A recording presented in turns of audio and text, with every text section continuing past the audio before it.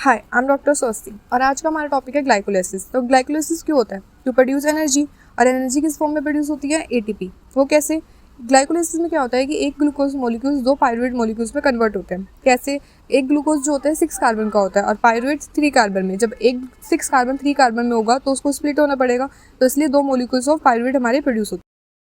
So first year ये आपको university exam का सबसे पहला मोस्ट इंपॉर्टेंट क्वेश्चन है जो 10 मार्क्स में आता है। इसको आपको कैसे लिखना है, स्टेप वाइज कैसे लिखना है? पहले डेफिनेशन, फिर आपको ग्लाइकोलाइसिस के सारे स्टेप्स लिखने हैं। Energy investing phase, splitting phase, energy generating phase and then regulator और नेट एटीपी। ये मैं आपको आगे बताऊंगी आपको कैसे कैसे लिखना है। ग्लाइकोलाइसिस को हम और क्या कहते हैं? EMP, embedded Meyerhof pathway. Brain RBC uses glycolysis for energy, it occur in cytoplasm. तो ये आपका MCQ पॉइंट है कि ग्लाइकोलाइसिस होता कहाँ है? साइटोप्लाज्म में। और ग्लाइकोलाइसिस फॉर एनर्जी कहाँ यूज़ होती है? आरबीसी में और ब्रेन में। तो मैं आपको याद करने का बहुत फनी सा तरीका बताती हूँ। हमारी जनरेशन में लोग गर्लफ्रेंड बॉयफ्रेंड बनाते हैं, तो अगर हम लड़कों की बात करें तो वो गर्लफ्रेंड बनाते हैं, तो GF और कितने बनाते हैं? 2 बनाते हैं, तो G2F2। अब ये गर्लफ्रेंड क्या करती है? इसका ब्रेकअप हो जाता है। ब्रेकअप के बाद ना ये पीना शुरू कर देती है। ये अल्कोहल नहीं पीती है, ये पीती है एसीटोन और एल्डिहाइड, क्योंकि डेंटल स्टूडेंट है तो कुछ अलग ही करेंगे। तो एसीटोन और एल्डिहाइड पीती है। फिर पीने के बाद ये बेचारी सोचती है कि मैं PG कर लेती हूँ, तो BPG। बेचारी PG करने की सोचती है कि मैं PG कर लेती हूँ। 1 से 3 बार सोचती है मैं PG कर लेती हूँ। 1 से 3 बार सोचती है कि यार 1 नहीं होगा, 2 नहीं होगा, 3 होगा, पर मैं कर लूँगी। तो ये तीसरी बार 3 बार PG करती है, 3 PG। फिर ये 2 बार PG करती है, फिर 2 बार PG करती है, फिर इसको थक जाती है, इसकी पीपड़ी बच जाती है, पीपड़ी बच जाती है कि यार अब नहीं होगा, मैं शादी कर लेती हूँ। तो ये पायरुवेट बन जाता है, ख़त्म। तो मैं आपको इसी निमोनिक से याद करा दूँगी कि ATP कहाँ जनरेट होते हैं, कहाँ यूटिलाइज होते हैं और कहाँ पे कौन सा एंजाइम यूज़ होता है। बट फर्स्ट हम ये मॉलिक्यूल्स याद कर लेते हैं। तो सबसे पहले ग्लाइकोलाइसिस का हम बनाते हैं ग्लूकोज। ग्लूकोज से स्टार्ट होता है ग्लाइकोलाइसिस। ग्लूकोज ग्लूकोज क्या बनाता है? Glucose 6 phosphate. And glucose 6 phosphate से बनता है fructose 6 phosphate. And fructose 6 phosphate से बनता है 1,6 बिस फॉस्फेट। तो ग्लूकोज 6 फॉस्फेट, आ गया, फिर F से आ गया फ्रक्टोज 6 फॉस्फेट, फिर F2 से आ गया फ्रक्टोज 1,6 बिस फॉस्फेट। सेम तो नहीं डाल सकते, इसलिए इसमें बिस डाल दिया, एक चीज़ एक्स्ट्रा डाल दी, इसमें 1 लगा दिया। अब हम याद करते हैं कि एनर्जी कहाँ इन्वेस्ट होती है, कहाँ प्रोड्यूस होती है। तो फर्स्ट स्टेप ये जो दिख रहा है आपको, एनर्जी यूटिलाइज हो रही है, मतलब कि एनर्जी इन्वेस्ट हो चुकी है इसके अंदर। तो एनर्जी ऑब्वियस है कि जब गर्लफ्रेंड बनाओगे तब ज़्यादा एनर्जी यूटिलाइज होती है, मतलब तब आपको ज़्यादा एनर्जी की ज़रूरत पड़ती है, खर्च होती है वहाँ पर एनर्जी आपकी। और कब होती है? जब आप पहले बनाते हो। तो पहले वाले जी में जब आपने ग्लूकोज बनाया, फर्स्ट में एनर्जी आपकी यूज़ हो गई, तो क्या बना? ATP बन गया। ठीक है, फिर आप F पे बनाओगे, पहले वाली सब G और F पहले पहले बन रहा है, तो F पे आपका क्या बन रहा है? फिर आपका एनर्जी यूटिलाइज हो रही है, ATP से क्या बन गया? ADP।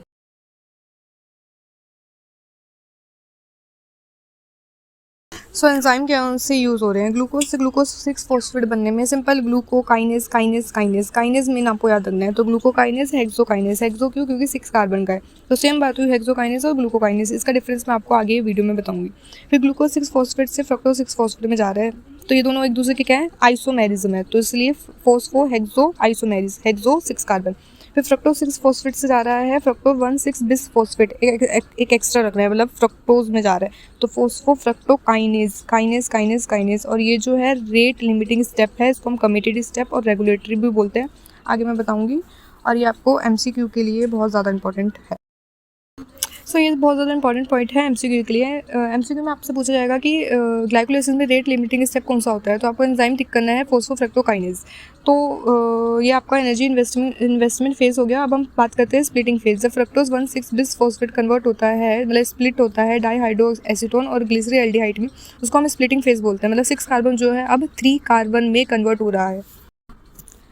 तो अगर हम निमोनिक के अकॉर्डिंग बात करें, तो अब GF ने क्या पिया ब्रेकअप के बाद? एसीटोन और एल्डिहाइड। तो एसीटोन एल्डिहाइड समझ में आया आपको? डाईहाइड्रो एसीटोन और ग्लिसरॉल्डिहाइड। कौन सा एंजाइम यूज़ हुआ? एल्डोज। तो AAA, सिर्फ AAA याद करना है, तो उसको हम स्प्लिटिंग फेज बोलते हैं।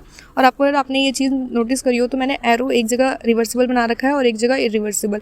ये MCQ के लिए बहुत इंपॉर्टेंट पॉइंट है कि कौन से रिवर्सिबल स्टेप होता है, कौन सा इरिवर्सिबल स्टेप होता है। तो ग्लूकोज 6 फॉस्फेट से फ्रक्टोज 6 फॉस्फेट को हम इरिवर्सिबल कर सकते हैं, reversible. So glucose 6 phosphate fructose 6 phosphate में रिवर्सिबल ही कन्वर्ट होता है।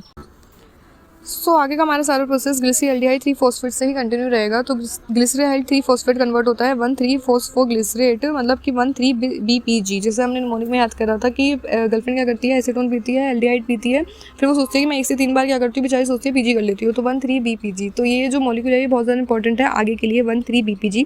फिर 1,3-BPG मतलब बिस फॉस्फोग्लिसरेट जो है कन्वर्ट होता है 3PG में, मतलब एक बार देती है 3, मतलब तीसरी बार देती है PG देती है, तो 3-फॉस्फोग्लिसरेट। फिर जो है दूसरी बार देती है 2-फॉस्फोग्लिसरेट, तो उसकी पीपड़ी बच जाती है PEPPP, तो फॉस्फोइनोल पाइरुवेट, फिर जो कन्वर्ट होता है पाइरुवेट में।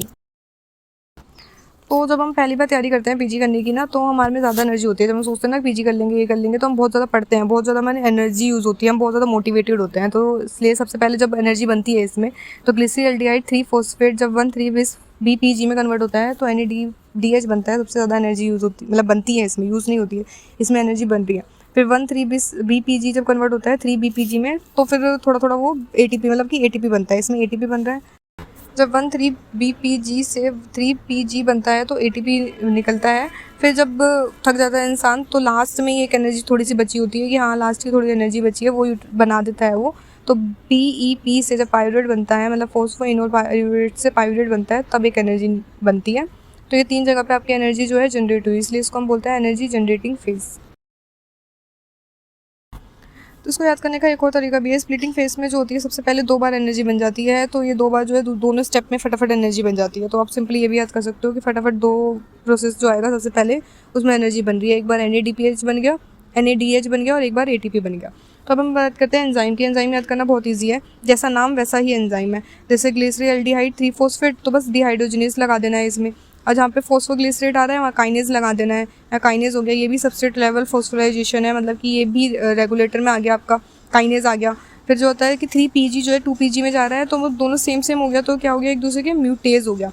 फिर जब 2PG जो है फॉस्फोइनोल पाइरुवेट में कन्वर्ट होता है, तो इसके लिए इनोलेज चाहिए होता है। ये MCQ के लिए बहुत ज़्यादा इंपॉर्टेंट पॉइंट है कि इनोलेज जो होता है क्यों होता है, कि ब्लॉक कर देता है फ्लोराइड को, और इसको काम करने के लिए क्या चाहिए होता है, इसको रिक्वायर होता है मैग्नीज या फिर मैग्नीशियम रिक्वायर होता है। तो ये बहुत ज़्यादा इंपॉर्टेंट पॉइंट है आपका MCQ के लिए। फिर तो PEP से पाइरुवेट के लिए कन्वर्ट हो रहा है, तो क्या चाहिए आपको, पाइरुवेट काइनेज। जितने भी काइनेज हैं आपके रेगुलेटर्स हैं, हम आगे बात करते हैं रेगुलेटर्स की।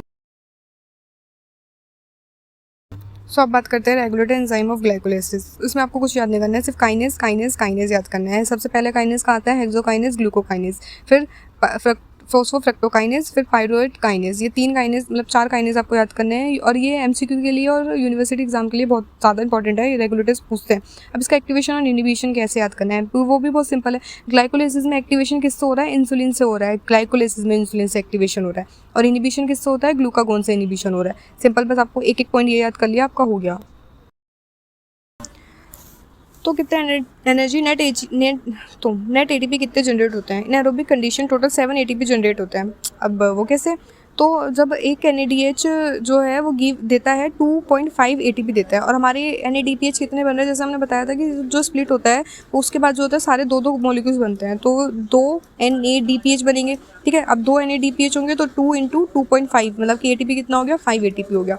एक NADPH कितना दे रहा है, 2.5 ATP दे रहा है। अब जब एनर्जी जनरेटिंग फेज की बात करते हैं, तो वहाँ पे हमारे कितने मॉलिक्यूल मतलब कितने ATP निकले, 2 ATP निकले। जब 2 ATP निकले तो 2 को आपने 2 से इंटू कर दिया, तो कितने हो गए, 4, क्योंकि 2 ही बन रहा है सब कुछ। जैसे हमने बताया था एनर्जी जनरेटिंग फेज में सब कुछ 2 बन रहा है, तो 2 आ गया। तो एनर्जी जनरेटिंग फेज में कितने ATP बन रहे हैं, 2 ATP बन रहे हैं, लेकिन हम सबको 2 × 2 कर रहे हैं, तो 2 × 2 कितने हो गए, 4, तो 4 ATP आपके जनरेट हो गए एनर्जी जनरेटिव फेज में। लेकिन एनर्जी यूटिलाइजिंग फेज में, इन्वेस्टिंग फेज में एनर्जी यूज़ भी तो हो रही है, तो कितने ATP की यूज़ हो रही है, 2। तो मतलब 4 में से 2 गए, नेट ATP कितने हुए, 2, और वहाँ से NADPH के कितने निकले, 5 ATP, तो टोटल कितने हो गए, 7 ATP। तो ये MCQ के लिए या फिर ये बहुत इंपॉर्टेंट पॉइंट है, इन एरोबिक कंडीशन जो होता है ATP 7 ATP जनरेट होता है इन एरोबिक कंडीशन ग्लाइकोलाइसिस में। So let's learn the difference between hexokinase and glucokinase. ये आपका MCQ और ये आपका वाइवा में भी 1-2 पॉइंट पूछ लिया जाता है। तो हेक्सोकाइनेज जो होता है इसका ऑकरेंस कहाँ होता है, ओल्ड टिश्यू में होता है, और इसकी स्पेसिफिसिटी कहाँ होती है, ग्लूकोज, फ्रक्टोज और मैनोज। तो उसको याद करने का कैसे कर सकते हैं, हेक्सोज मतलब हेक्सो हर जगह है वो, तो ओल्ड टिश्यू, हेक्सो हर जगह है तो ओल्ड टिश्यू में। ग्लूकोकाइनेज कहाँ है, सिर्फ लीवर में और पेनक्रियाज में, क्योंकि वो बहुत स्पेसिफिक है, लीवर और पेनक्रियाज में है। अब इसकी स्पेसिफिसिटी क्या है, हेक्सोकाइनेज जो है सिर्फ 3 चीज़ों में होता है, ग्लूकोज, फ्रक्टोज और मैनोज, ग्लूकोज, फ्रक्टोज और मैनोज। ग्लूकोकाइनेज कहाँ होगा, ऑब्वियसली इसकी स्पेसिफिसिटी सिर्फ ग्लूकोज पे ही होगी।